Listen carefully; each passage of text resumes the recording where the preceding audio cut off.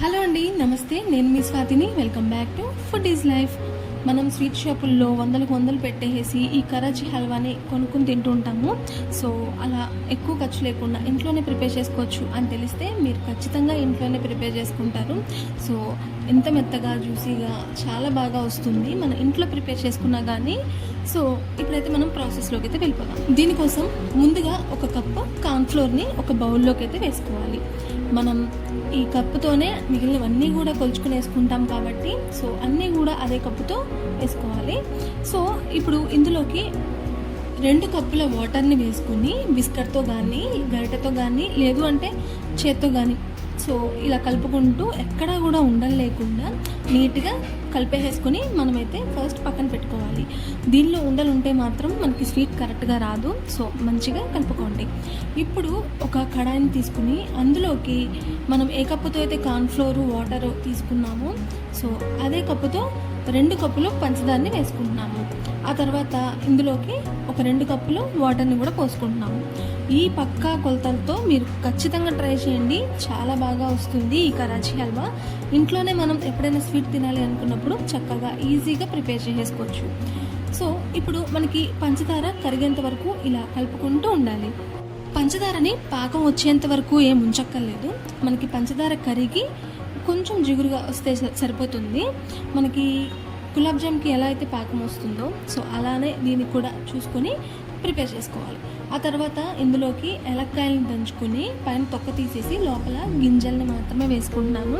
పైన తొక్కలు వేసుకుంటే మనకి తినేటప్పుడు అడ్డంగా వస్తాయని ఈ లోపల గింజల్ని మాత్రమే దంచుకొని వేసుకున్నాను. సో ఇప్పుడు మనకి పంచదార అంతా కలిసిపోయి మంచి ఇలాచీ ఫ్లేవర్తో చక్కగా ఉంది పాకం. సో ఇప్పుడు మనం కలుపుకున్న కార్న్ఫ్లోర్ మిశ్రమం ఉంది కదా సో దాన్ని మళ్ళీ ఒకసారి విస్కర్తో కలిపేసుకుని ఆ తర్వాత కడాయిలోకి తీసుకోవాలి. మనం కలిపేసి పక్కన పెట్టాం కాబట్టి అది కొంచెం అడుగు పడుతుందన్నమాట. సో అందుకని మళ్ళీ ఒకసారి కలుపుకుని అప్పుడు ఈ పాకంలోకి అయితే తీసుకోవాలి. ఇలా తీసుకున్న తర్వాత మాత్రం జాగ్రత్తగా మీరు ఈ మిశ్రమాన్ని కలుపుకుంటూ ఉండాలి. లేదు అంటే ఉండలు కట్టేసి గట్టిగా అయిపోతుంది. సో స్టవ్ అనేది మీడియం టు లో ఫ్లేమ్ పెట్టుకొని ఇలా కలుపుకుంటూ ఉంటే మనకి మంచి థిక్ కన్సిస్టెన్సీలోకి వస్తుంది. సో అప్పటిదాకా ఓపిక్గా ఇలా మీడియం టు లో ఫ్లేమ్ పెట్టుకొని కలుపుకుంటూ ఉండాలి. సో ఈ కరాచీ హల్వా అనేది మనకి బయట అవైలబుల్గా ఉంటుంది స్వీట్ షాప్స్లో, కానీ మనం ఇంట్లోనే ప్రిపేర్ చేసి తింటే ఆ హ్యాపీనెస్సే వేరు కదా. సో దానికోసమని నేనైతే ఈరోజు ఈ స్వీట్ రెసిపీని మీతో షేర్ చేసుకుంటున్నాను. చూసారు కదా మనకి చాలా థిక్ కన్సిస్టెన్సీలోకి అయితే వచ్చింది. నేను కొంచెం ఫాస్ట్ ఫార్వర్డ్ చేశాను, మీరు అంతా చూడలేరు, వీడియో లెంత్ ఎక్కువైపోతుంది అని. సో ఇలాగా కాస్త దగ్గర పడిన తర్వాత ఇందులోకి రెడ్ ఫుడ్ కలర్ అయితే వేసుకున్నాను. ఆ తర్వాత కొన్ని పుచ్చగింజలు కూడా వేసుకున్నాను. మనకి ఈ రెడ్ ఫుడ్ కలర్ ప్లేస్లో మనం గ్రీన్ ఆర్ బ్రౌన్ ఏదైనా కానీ వేసుకోవచ్చు, కానీ బయట మనకి ఎక్కువగా రెడ్ కలర్ అవైలబుల్గా ఉంటుంది కాబట్టి నేను ఇక్కడ రెడ్ ఫుడ్ కలర్ అయితే వేసుకున్నాను. సో ఇలా వేసుకున్న తర్వాత మంచిగా కలుపుకుంటూ ఉండాలి. తర్వాత మనకి మనం ఏ కప్పుతో అయితే కార్న్ఫ్లోర్ తీసుకున్నామో అదే కప్పుతో ఒక అరకప్పు వరకు నెయ్యిని కొంచెంగా వేసుకోవాలన్నమాట. ఇలా నెయ్యి కొంచెంగా వేసుకుంటూ ఉంటే మనకి లాస్ట్కి మనకి ప్యాన్ నుంచి ఈ మిశ్రమం అనేది సెపరేట్ అవుతూ ఉంటుంది. ఇక్కడ నేను చూపిస్తున్నాను చూడండి, ఇలాగా కొంచెం ఇంకా సెపరేట్ అవ్వాలి. సో అప్పటిదాకా మనం ఇలా కలుపుకుంటూనే ఉండాలి.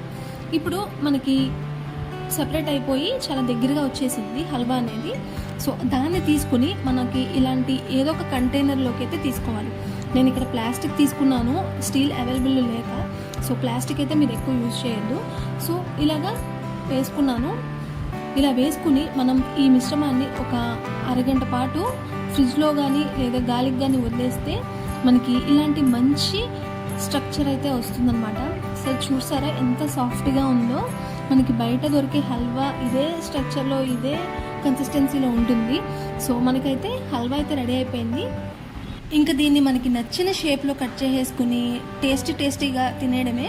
సో మనకి ఏ షేప్లో కావాలి అంటే ఆ షేప్లో అయితే మనం కట్ చేసుకోవచ్చు. నేను ఇక్కడ స్క్వేర్ షేప్లో అయితే కట్ చేస్తున్నాను. బయట కరాచీ హల్వా అంటే చాలా ఫేమస్, మనందరికీ కూడా చాలా ఇష్టమైన స్వీట్.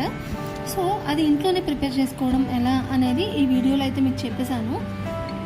సో చూడండి ఒకసారి జ్యూసీగా సాఫ్ట్గా జెల్లీలాగా ఎంత బాగా వచ్చిందో అచ్చం మనకి బయట స్వీట్ షాపుల్లో దొరికే మనకి హల్వాలానే ఉందన్నమాట. సో ఈ స్వీట్ అనే కాదు, నేను చాలా స్వీట్ రెసిపీస్ అండ్ అలాగే స్నాక్స్ రెసిపీస్, పచ్చళ్ళు, కూరలు అన్నీ కూడా మనం ఎలా ప్రిపేర్ చేసుకోవచ్చు ఈజీగా అనేది అయితే మన ఛానల్లో అయితే పెట్టాను. ఒక్కసారి విజిట్ చేయండి.